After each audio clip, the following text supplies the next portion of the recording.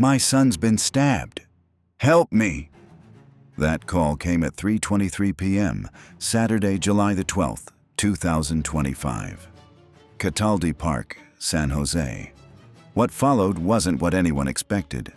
Mateusz Dzierbun, 48, cradles a large kitchen knife, covered in blood. His 9-year-old son lies motionless beside him, fatally stabbed. But the situation turns more tragic. Dzierbun didn't call for help. He lied. He described himself as the attacker. He described himself as the suspect. When officers arrive 8 minutes later, they see a brutal scene. Man over child, knife raised, calm but deadly. 30 seconds of negotiation, a heartbeat of threat. Then, he charges. Gunfire erupts. 2 officers open fire.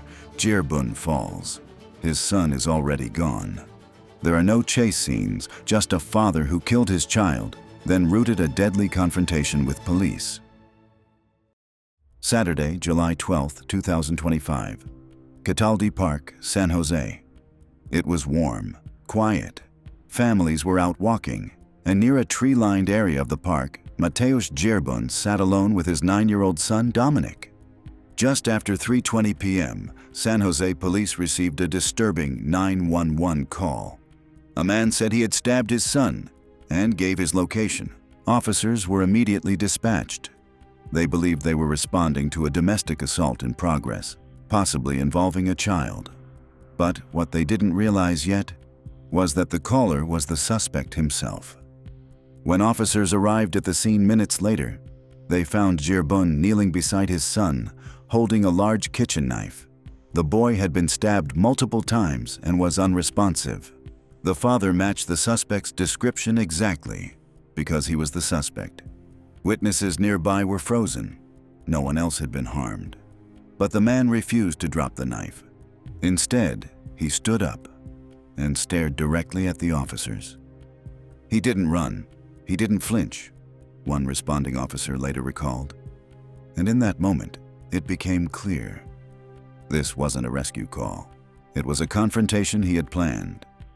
Bodycam footage begins as 2 San Jose officers approach the scene. Late afternoon sunlight slicing across the grass at Cataldi Park. In the distance, a man, covered in blood, crouched beside a child. The child is motionless. "Sir, drop the knife." Mateusz Dzierbun doesn't respond. He rises slowly. The knife is still in his right hand, blade down, edge glinting. His movements are deliberate, controlled. Officers issue repeated commands. "Drop the knife! Do it now!" Then, without a word, he begins walking directly at them, fast, deliberate, knife still raised. "He's coming!" One officer fires a beanbag round from a less lethal launcher. It hits, but has no effect.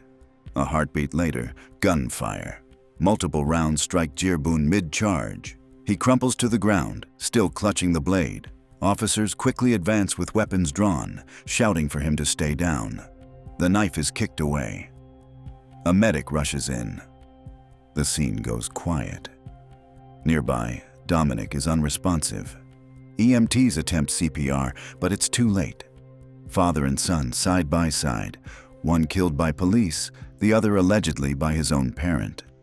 It's all captured in under 2 minutes of footage, but it's the kind of event that haunts for a lifetime.